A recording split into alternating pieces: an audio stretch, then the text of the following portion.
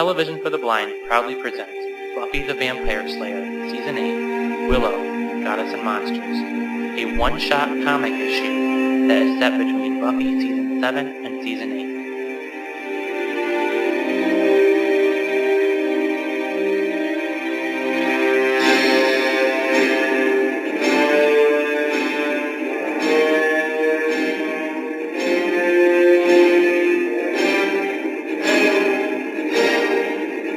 The opening image is of Willow looking rather shocked and scared.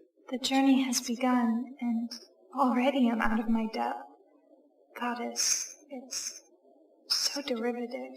Next we see Willow looking at younger magicians getting ready to get on a train in an underground train station. She notices a young girl in a wheelchair to her left and walks over to her. Ugh, wizard school. It's all the rage. I mean, it's cool by me.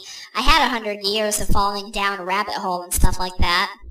Drink me, so this is still fresh, said the girl in the wheelchair. But isn't this fake? It does seem kind of theme parky. We're scratching the surface. The entryway to a boss float is always called from collective consciousness.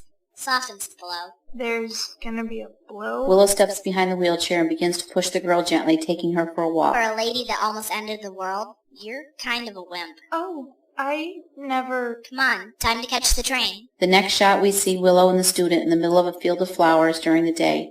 Willow looks rather shocked. This isn't a train. Wow, are you ever a dyke? The term is offensive. Or maybe it's empowering. I can't always keep up.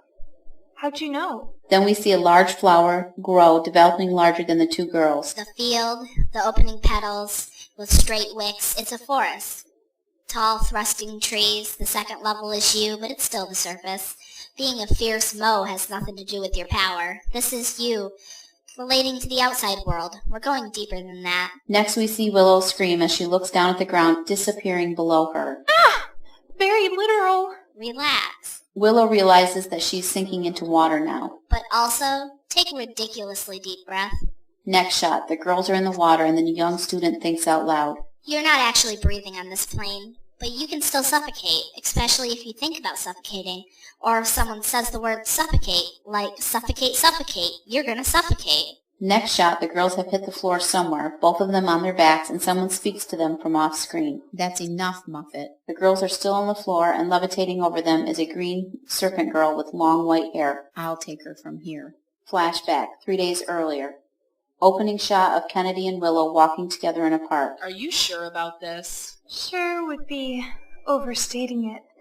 It's just kind of a tradition. Are we traditional since when now? I know, right?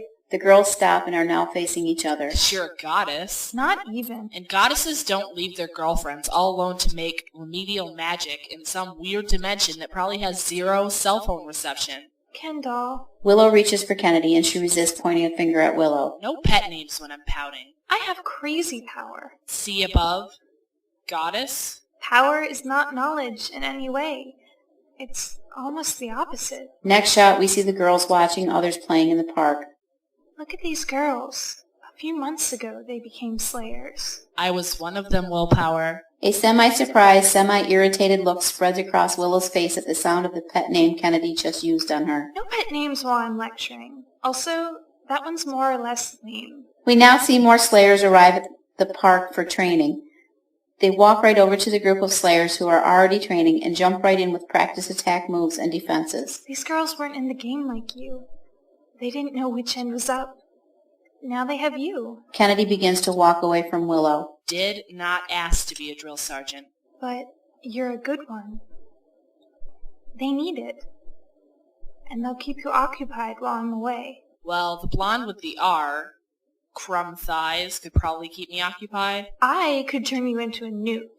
For realsies. Kennedy stops walking, turns and looks at Willow. She walks back over, standing in front of her, and runs her fingers through her hair. Man, I just mastered monogamy. Now I have to practice not getting any anogamy. You're a marsh mistress. Don't forget about me. They kiss. End of flashback. The serpent pulls Willow out of her daydream by speaking to her. Forget about her. Willow stands and faces the serpent. What do you mean? It's another layer that has to be peeled away. No connections, no restrictions. You have to live within if you're to truly work the wound. Wound? I thought the floatabout was just normal Wiccan-y training.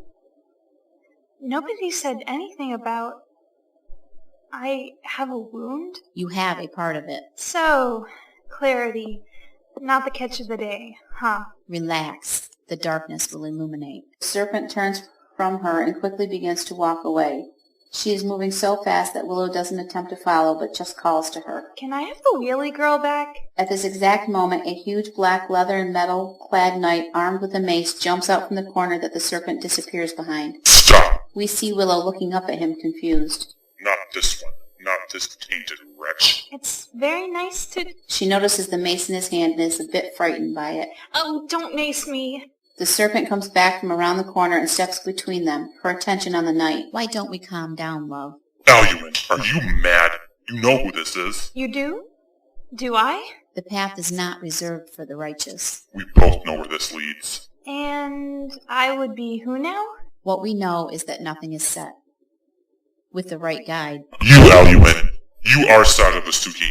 You thrive on chaos and you'd love to see her corrupted. And I would know me from... The Black Knight takes his mace into both hands and raises it towards Willow. Aluin, you know I love you because of the spell you cast that time, but I stand with the forces of order. She turns back or dies.